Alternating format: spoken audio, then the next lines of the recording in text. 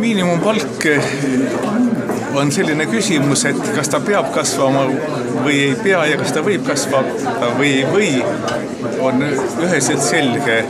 Sellise palgataseme juures, mis meil praegult on, miinimumpalk, Eesti ei ole rahvusena kauba jätkusuutlik. Ta peab kasvama hakkama.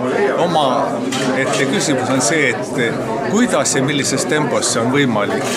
Ja siin tuleb aru saada, et Eesti on väga erinev.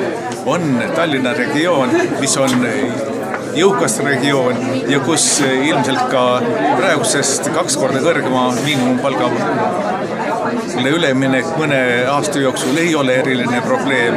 Ja samas on väga vaesed regioonid, kus siseturule suunatud sektorites on palgatõus üsna problemaatiline.